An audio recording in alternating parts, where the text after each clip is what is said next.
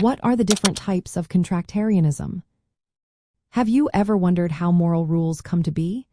Contractarianism offers a fascinating perspective on this question. It suggests that moral norms arise from agreements among individuals based on mutual benefit.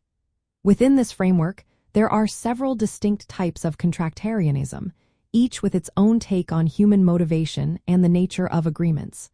Let's break them down. First, we have Hobbesian contractarianism, which is rooted in the ideas of Thomas Hobbes. Hobbes viewed human nature as primarily self-interested and vulnerable to harm from others.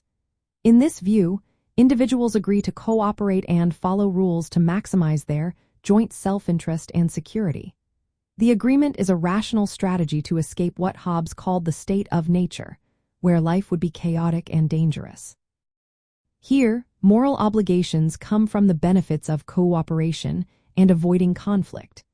This approach emphasizes that morality is grounded in self-interest without requiring concern for others beyond how it affects oneself. Next, we have Kantian contractualism, influenced by the philosopher Immanuel Kant. This type shifts the focus from mere self-interest to rationality and respect for individuals. Contractualism argues that moral principles must be justifiable to each person as a reasonable basis for agreement. It emphasizes that morality is not just about maximizing self-interest but about principles that everyone could accept. This approach values fairness and respect, requiring that moral norms be acceptable to all affected parties. Another type is David Gauthier's contractarianism, which represents a modern take on the concept. Gauthier shows how rational self-interested individuals would agree to moral constraints because doing so benefits everyone in the long run. His theory highlights self-directed interests and argues that morality arises from rational agreements that maximize long-term benefits through cooperation. This approach builds on Hobbesian ideas while incorporating rational choice and game theory. Lastly, we have Scanlon's contractualism.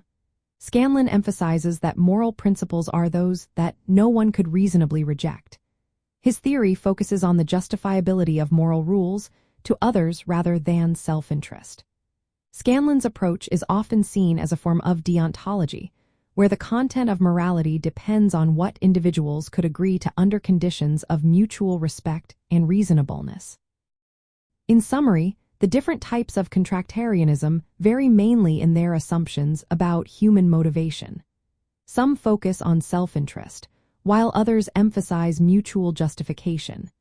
They also differ in how they conceptualize moral norms, whether as agreements to maximize joint interest or as principles justifiable to all rational agents.